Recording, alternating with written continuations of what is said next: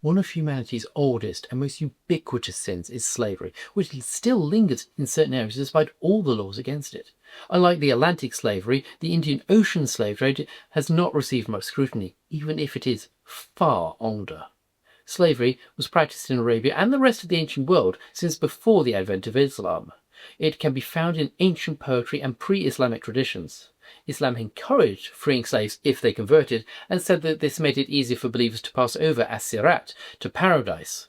However, this just made them dependent on importing ever more enslaved people. As early as 1774, the Coptic writer Abu al-Bashir Severus reported that Muslims were kidnapping Nubians and selling them in the markets of Egypt. The wave of Arab conquest, which had been the first source of captives, burned itself out by the beginning of the 8th century. After that, enslaved people were required for trade. Every year, large caravans brought thousands of Africans to be sold in the markets of the Caliphate. Their new masters would give them new names and would encourage them to accept Islam. But even if they did convert, they were not seen as equals. This can be seen in the names that they were given. Islamic names, such as Muhammad, Ali, and Aisha, were reserved for the free. Enslaved people were often named after the day they were bought or how much they had cost. The trade was structured around two main routes: the caravan routes across the Sahara and the maritime traffic across the Indian Ocean. Historians estimate that more than 9 million were taken, with 2 million of them dying on the roads before they reached the markets of the Caliphate or European colonies such as Reunion. Cairo, Baghdad and Mecca all had slave markets along with many other cities. Nobody can fail to recognise the effort that Britain put into suppressing the Atlantic slave trade, but when their attention to the east of the continent, the work here became even harder. Here, abolition was an alien, infidel idea. It was little understood and won few converts. The incomprehension went both ways. Despite having guided the suppression of the Atlantic slave trade, Lord Palmerston found it difficult to grasp why there were so many enslaved people being trafficked on the Indian Ocean. He could not understand what they were doing with all of these people. The Caliphate did not have anything like Brazil's sugar plantations with their voracious appetite for people. Instead, slavery was woven into every aspect of life. Some victims of the Islamic slave trade ended up used as cannon fodder in the Caliphate's armies. Others laboured in fields or mines. But most became servants or harem keepers. The boys destined for this fate were turned into eunuchs. It's difficult to convey the horror lurking behind that simple phrase. Even the buyers didn't like to think about what they were doing to them, as somewhere between 6 out of 10 and 9 out of 10 of these boys would die from the procedure. So it was conducted far away on the fringes of the Islamic world before they reached its main markets, where they were sold for between 3 and 10 times more than those who had not been forced to suffer through being mutilated. From the mid-1830s to the 1840s, Muscat was a major hub in this trade network. Slavery was taken for granted and immensely profitable for the Sultan, Sayyid Sa'id. The markets of Oman supplied enslaved people to the entire Persian Gulf, plus various parts of what is now Iraq. Britain's first attempt at suppressing the Indian Ocean slave trade had begun even before the West Africa Squadron had been formed. Lord Cornwallis, the Governor-General of Bengal, banned the export of slaves from Bengal on the 22nd of July, 1789. The separate Madras Presidency followed Bengal's lead on March the 8th, 1790. Britain banned the trading people in 1807, then emancipated all the slaves within its colonies in 1833.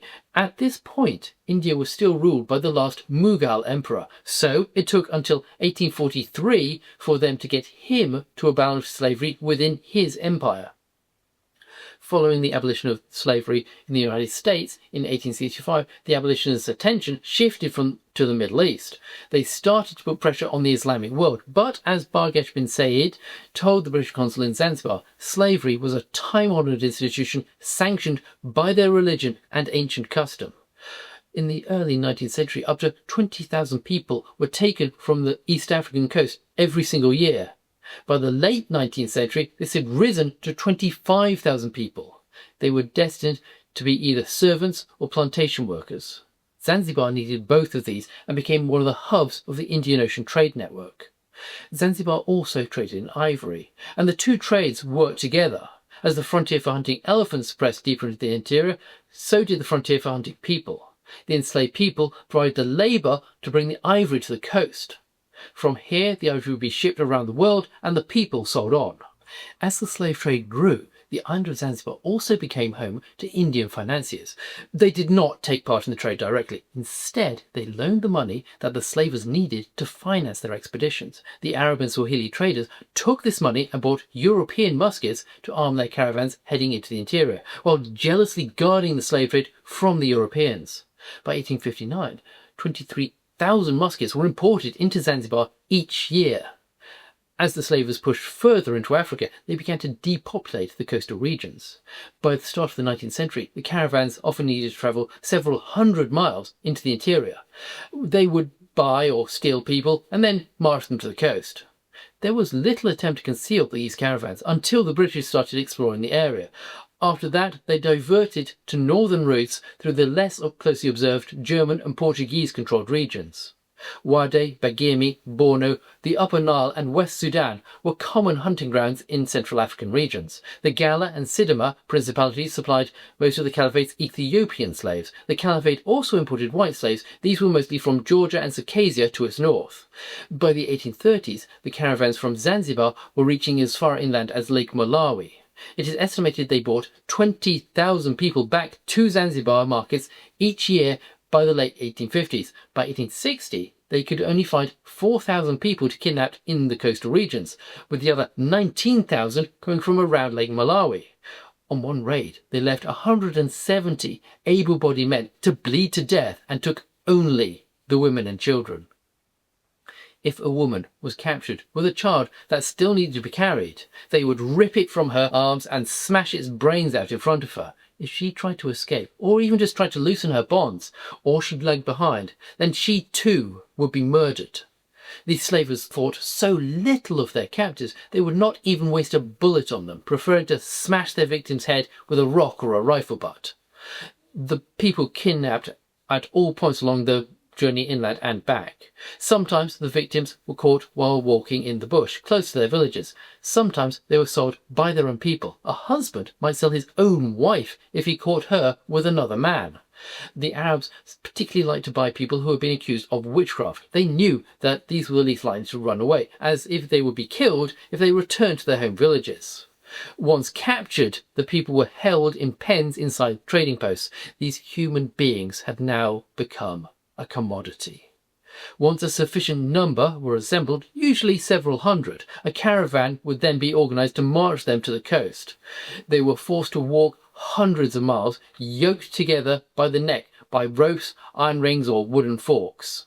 They were marched to one of the main trading posts on the African coast, such as Kilwa. This was nominally part of the Omani Empire, but had reasserted its independence in 1770, resulting in a notable increase in the volume of the slave traffic. It continued to grow until by the 1860s there were between 18,000 and 22,000 people being exported each year from that port alone. Many people died on their way to the coast each year, but as the profit was so good, the traders didn't care. A person sold in Kilwa for $5 would raise 50 or 60 once they reached their destination. Young and attractive girls were sold separately to become what the algorithm requires me to call concubines. Little boys were also in great demand, especially if they looked healthy enough to survive being castrated. The trip from the mainland to Zanzibar only took 24 hours, but even on such a short trip, if the weather turned unfavourable, many died of starvation or suffocation. They were packed so tight that it was impossible to separate the living and the dead until they reached port. When they got there, they were often in the last stages of starvation. Those that could still walk were herded up to the customs house to have the duties paid for them. Those that couldn't were left to die, so that the shipowner would not have to pay the tax. For a lucky few, Zanzibar was the end of their journey. They'd be sold to work as servants or on the clove plantations. Others were not so lucky. They'd be sold off to dealers who would fatten them up so that they could survive the trip north into the Caliphate once the monsoon winds arrived. This trip could take between 30 and 35 days. One of the other places they were sold on to was the French colony of reunion. These colonists had no interest in the ivory or spices they could buy in Zanzibar, only the people. This was because the economy of this island was based around sugar plantations, which needed a constant supply of labour. The colonists bought enslaved people from both Zanzibar and Mozambique. During the French Revolution, representatives of the Directory were sent to proclaim the revolution had brought everybody égalité, fraternité, and worst of all, liberté.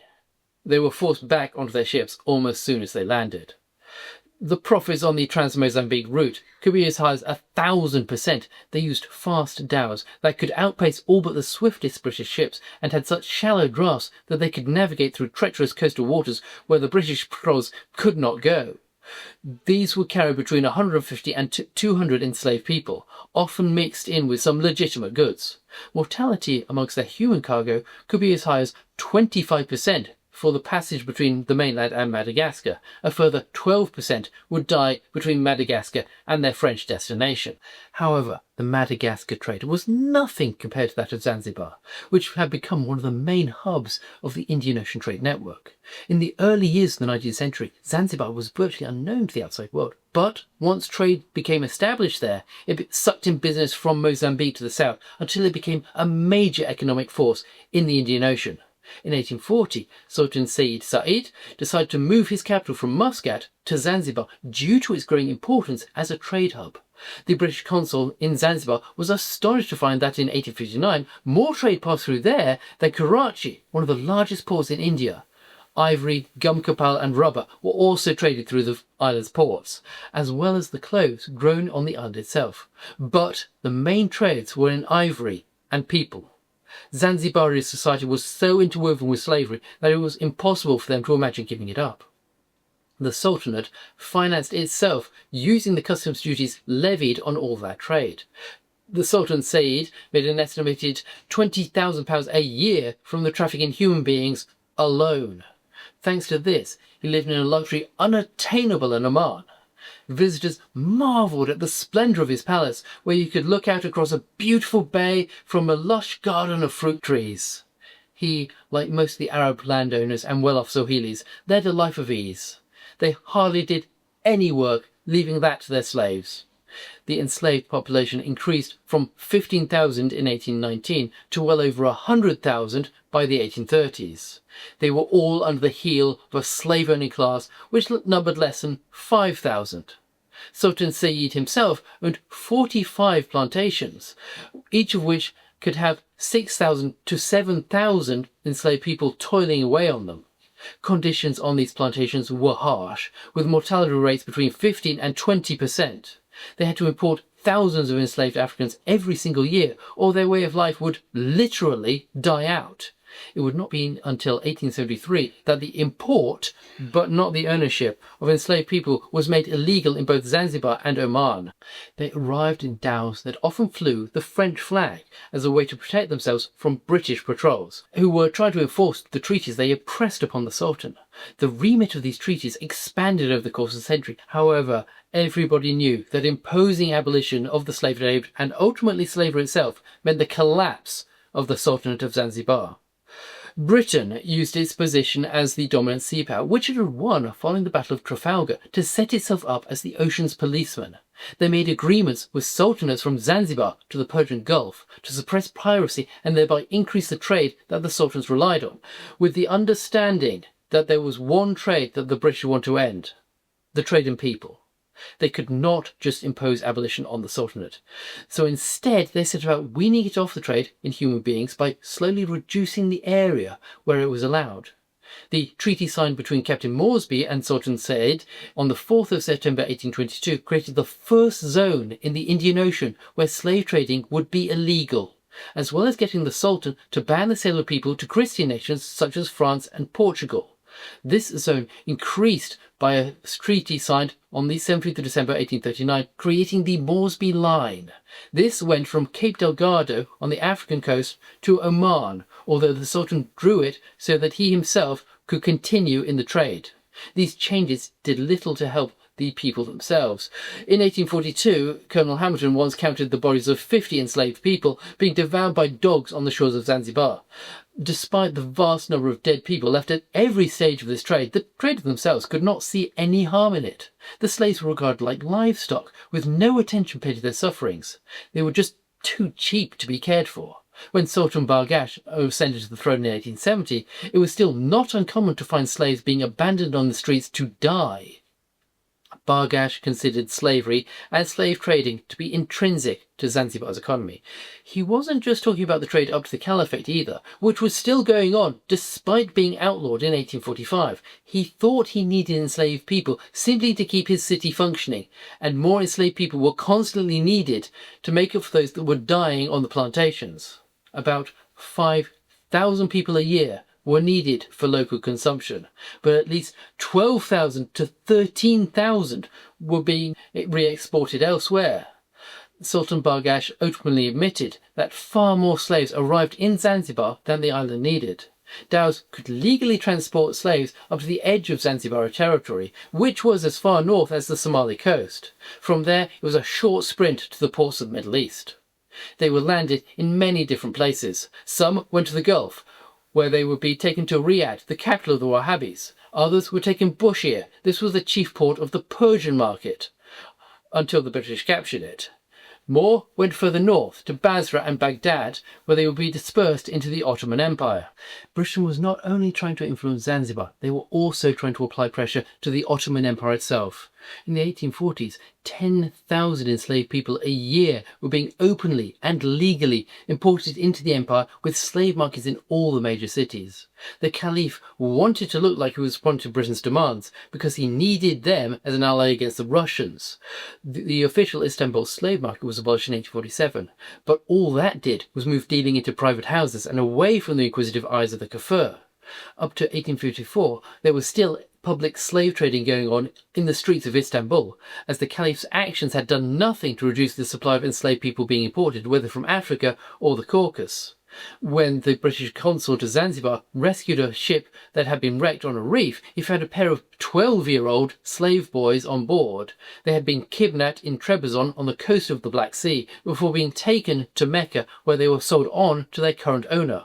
White slaves like these were seen as a luxury status symbol to the Zanzibari elite.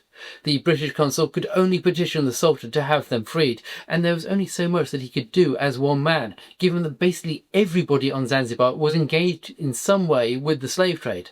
But when the trade-in slaves from West Africa was finally checked in the 1860s, East Africa started to receive the attentions of the Royal Navy. Next time, I'm going to start going into what exactly the Navy did with the story of how it saved Zanzibar itself from piratical slave traders and the ship that the locals nicknamed El Shaitan, the Devil.